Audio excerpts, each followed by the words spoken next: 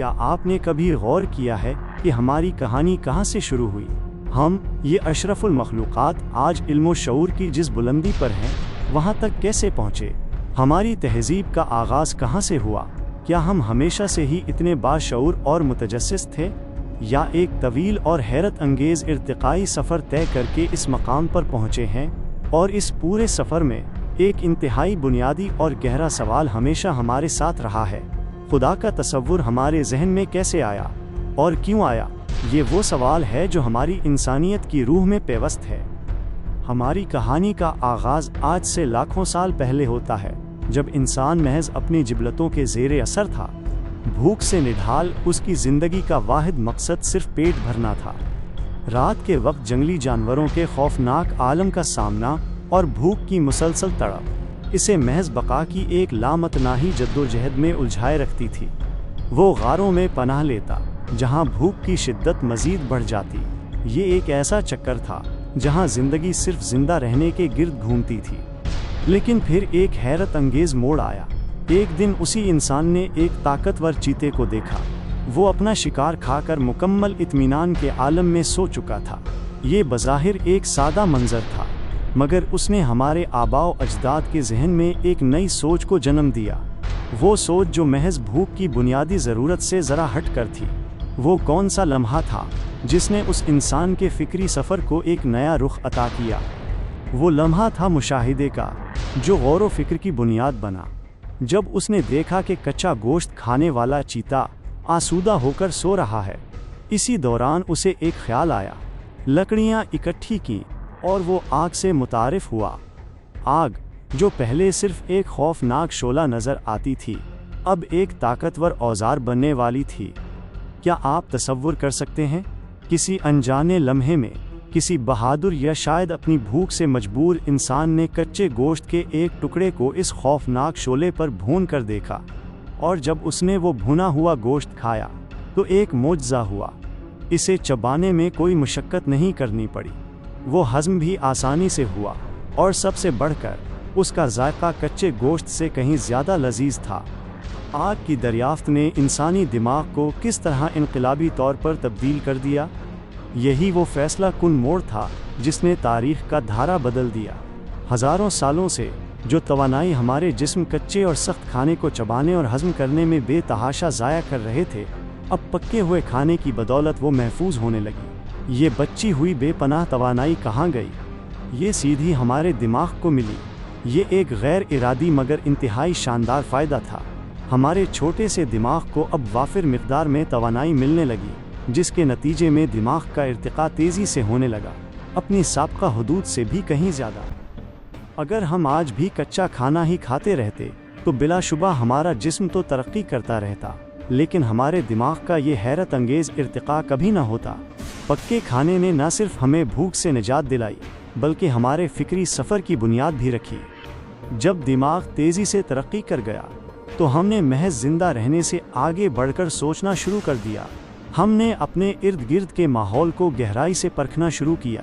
کیا کبھی سوچا ہے کہ انسان نے چاند اور ستاروں کو غور سے دیکھنا کب شروع کیا، اور اس کے پیچھے کیا محرک تھا؟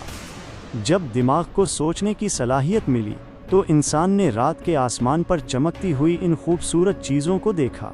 وہ انہیں نام نہیں دے سکتا تھا، انہیں سمجھ نہیں سکتا تھا، لیکن ان کی روشنی، ان کی پر اسرار حرکت نے اسے اپنی طرف کھینچا۔ ہمارا تجسس بڑھنے لگا، اور ہم نے ان آسمانی مظاہر میں کوئی گہرا راز تلاش کرنا شروع کر دیا۔ یہی وہ لمحہ تھا جب انسان کی نظریں زمین کی قید سے آزاد ہو کر آسمانوں کی وسعتوں میں گم ہونے لگیں۔ ایک بہت بڑا ذہن جسے ہم انسانی دماغ کہتے ہیں، اب صرف شکار اور خوراک تک محدود نہیں تھا، بلکہ مافوق الفطرت مظاہر کی جانب متوجہ ہونے لگا تھا۔ لیکن یہ تجسس صرف خوبصورتی تک محدود نہ تھا۔ کبھی کبھی آسمان سے موسلادھار بارش برستی، اور بادلوں کی گرج چمک اور طوفانی ہوائیں خوفناک آوازوں کے ساتھ آتی تھیں۔ ان قدرتی آفات نے انسان کے ذہن میں کس طرح ایک بڑی ہستی کا تصور پیدا کیا، اور اس تصور نے ہماری تہذیب کی بنیادیں کیسے رکھیں؟ ان آوازوں اور مظاہر نے ہمیں یہ سوچنے پر مجبور کر دیا کہ ضرور اوپر کوئی ایسی طاقتور ہستی موجود ہے جو یہ سب کچھ کر رہی ہے۔ ہمیں لگا کہ وہ ہستی ہم سے ناراض ہے یا ہمیں کسی طرح کی سزا دے رہی ہے، تو ہم نے اسے منانے کے لیے، اسے خوش کرنے کے لیے مختلف رسومات اور طریقے اپنانا شروع کر دیے۔ جب آندھی طوفان کچھ دیر بعد تھم جاتے تو ہمیں یقین ہو جاتا کہ ہم نے جو کیا اس سے وہ اوپر والی ہستی خوش ہو گئی ہے۔ یہ صرف ایک اتفاق نہیں تھا، بلکہ ہمارے ابتدائی ذہن کے لیے یہ ایک ٹھوس ثبوت تھا کہ سچ مچ کوئی ہے جو ہم پر اثر انداز ہوتا ہے۔ اور اسی طرح نسل در نسل یہ روایات اور عقائد آگے بڑھتے چلے گئے، جو بالآخر خدا کے تصور کی بنیاد بنے، ایک ایسی ہستی جو کائنات کو کنٹرول کرتی ہے۔ اسی دوران دماغ کی ترقی نے ایک اور اہم انقلاب برپا کیا۔